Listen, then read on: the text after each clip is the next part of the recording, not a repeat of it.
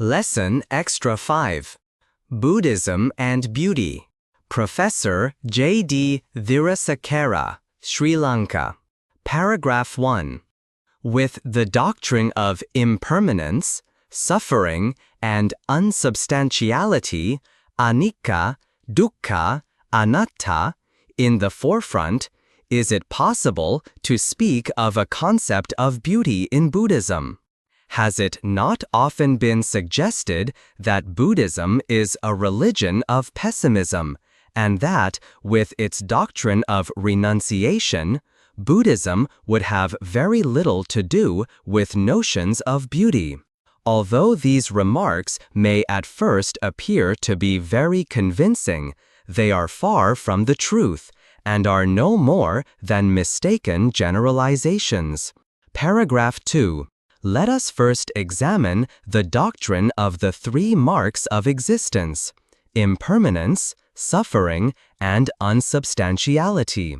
The Buddha taught it to his first 5 disciples and recorded it in the Anattalakkhana Sutta as follows: The body, rupa, O bhikkhus, is not the self, atta. If the body, O bhikkhus, were the self, the body would not be subject to disease, and we should be able to say, "Let my body be such and such a one. Let my body not be such and such a one." But since this body, O bhikkhus, is not the self, therefore the body is subject to disease, and we are not able to say, "Let my body be such and such a one. Let my body not be such and such a one." And he further said, "Now, what do you think, O bhikkhus, is the body permanent or perishable?" "It is perishable, Lord." "And that which is perishable, does that cause pain or joy?" "It causes pain, Lord." "And that which is perishable, painful, subject to change, is it possible to regard that in this way: this is mine, this am I, this is myself?" "That is impossible, Lord." Paragraph 3.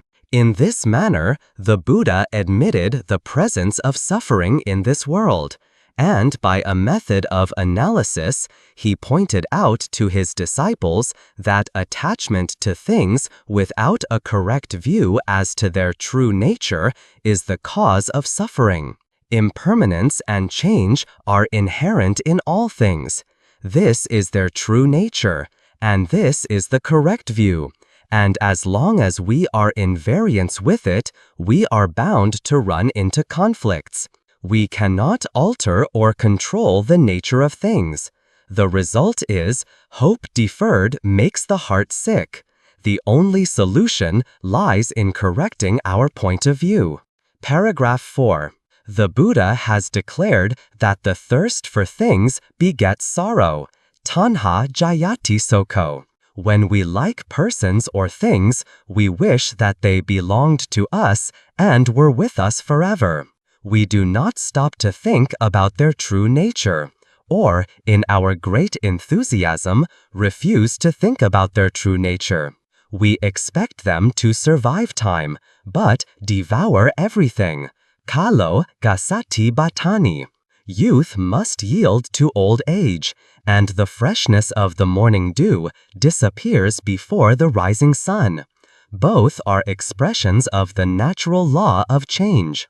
Paragraph 5. When the Buddha lay on his deathbed at Kusinara, the Venerable Ananda, who had not yet gained true insight and become an arahant, was unable to bear the grief at the death of his master. So, the Buddha, in his admonition to the weeping Ananda, said, "Grieve not, O Ananda, lament not. Have I not already told you that from all good things we love and cherish, we would be separated, sooner or later, that they would change their nature and perish? How then can the Tathagata survive? That is not possible." It is the philosophy that underlies the doctrine of the three marks of existence, or the Buddhist view of life and the world. All Buddhist values are based on this. The Buddha expected of his disciples, both the laity and the clergy, good conduct and good behavior, and decent standards of living in every way. He never lost sight of the fact that they had a part to play in both religion and society. With him, plain living did not amount to a degenerate human experience. In the Dhammacettiya Sutta of the Majjhima Nikaya, he clearly expressed what he thought of ascetic life as it was practiced in India at the time. There I see recluses and Brahmins become emaciated and lean, discolored and looking very pale. The veins have become visible all over their body. People will not be delighted to see them, I fear. In the Pali original of this, there is a phrase which is of interest to us. Na chakum bandati janasa dasanaya. This means that they do not catch the eye of the onlooker. Here we have one definite notion of beauty. An object of beauty is something which we are pleased to see. Hence we get the term pasadika, pleasant or pleasing, used over and over again concerning the dress and demeanor of the Buddhist monk. Of personal cleanliness, decency, and decorum, the Buddha spoke in praise, not only for their own sake, but also because of their social implications. Paragraph 7. Among the regulations governing monastic life in Buddhism, many instructions bear testimony to this. Healthy living has been the sine qua non of Buddhism. Aroja parama labha, freedom from disease, the Buddha said, is the greatest asset. This attitude also results in creating an environment which is aesthetically pleasing. And the following passage from the Mahavagga of the Vinaya Pitaka clearly illustrates that the simple life which the Buddha advocated was not without standards. If there are cobwebs in the vihara, the place of residence, let him remove them as soon as he sees them. Let him wipe off the casements and the corners of the room. If a wall that is coated with red chalk is dirty, let him moisten the mop, wring it out, and scour the wall. If the floor is coated black and dirty, let him sprinkle it with water and scrub it so that the vihara may not become dusty. Let him heap up the sweepings and cast them aside. Let him bask the carpet in the sun, clean it, dust it, take it back, and spread it out as it was spread before. Paragraph 8. Thus, we see that the Buddha was no ascetic who attempted to elevate his mind by resorting to forms of conduct which are repulsive and debasing. However, the Buddha maintained that beauty, if one does not understand the true nature of the objects of beauty, may lead to grief and disappointment. It distorts values and upsets the standards of judgment. When beauty is limited to persons and things, greed and pride are the lot of those who possess them. If such things are not common and are not easily obtained, a man may be called upon to engage himself in eternal struggle to safeguard his exclusive possessions. On the other hand, those who have set unlimited values on the coveted objects of beauty, but are not fortunate enough to possess them, will need great strength and courage to resist their feelings of jealousy and enmity towards those who have them. Paragraph 9. Here we are reminded of the story of the Venerable Paka in the Theragatha. One day, going to the village for alms, he sat down beneath a tree. Then a kite, seizing some flesh, flew up into the sky. Many kites were making him drop the meat. Another kite grabbed the fallen flesh and was plundered by another.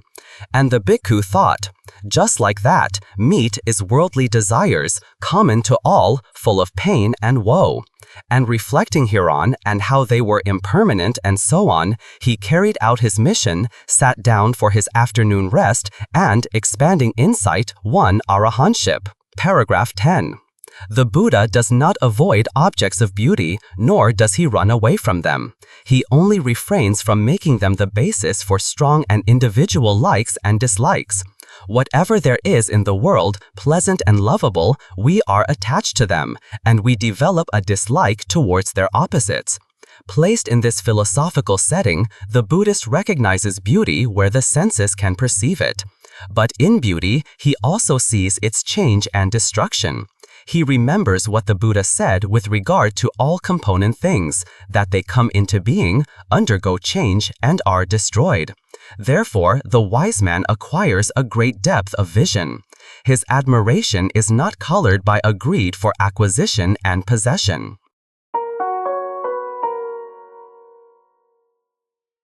The disciples of the Buddha understood this and proved it in their own lives. The Venerable Sabakaka, who, taking from the Buddha an exercise for spiritual culture, went to the Lonagiri Vihara on the banks of Ajakarani. There is beauty all around him, and the peace of the place seems to have satisfied him so much that after his enlightenment he decided to make it his permanent abode.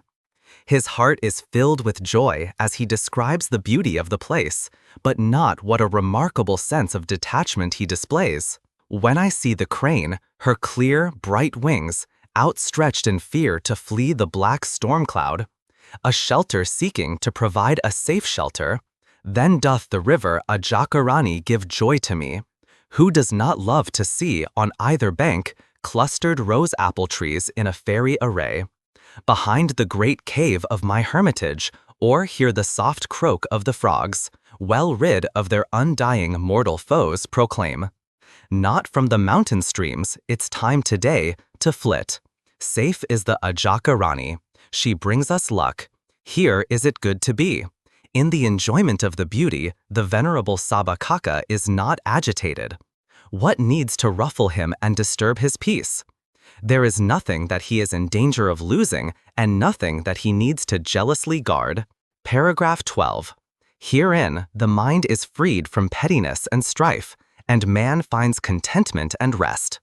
The Venerable Kassapa the Great reiterates the same with great conviction when he says, those upland glades are delightful to the soul, where the kareri spreads its widening wreaths, where sound the trumpet calls of elephants. Those are the braes wherein my soul delights. Those rocky heights with a hue of dark blue clouds, where lies embosomed many a shining tarn of crystal clear, cool waters, and where slopes the herds of Indra cover and bedeck. Here is enough for me who fain would dwell in meditation, rapt, mindful, and tense. Paragraph 13. As we have already stated earlier, the Buddhist does not build a wall around himself to shut out the world of sense experience. He remains within it. Does not the Venerable Kaludayi, who describes the beauty of the season, speak like a poet or an artist? Now crimson glow the trees, dear Lord, and cast their ancient foliage in quest of fruit. Like crests of flame they shine irradiant, and rich in hope, great hero is the hour. Verdure and blossom time in every tree, wherever we look, delightful to the eye, and every quarter breathing fragrant airs, while petals fall, yearning comes for fruit. Paragraph 14. In him, it is not a mere passive eye that only records what is at work, but also a heart that responds and reacts. But he does so with understanding and judgment. And this philosophical attitude of the Buddhist to beauty may be best summed up in the following words of the Japanese poet who sang, on Mount Yoshino, each returning year, how beautiful the cherries blossom gay. Split the tree open wide and then draw near, tell me where the flower is now, I pray. This is the philosophy of change and continuity.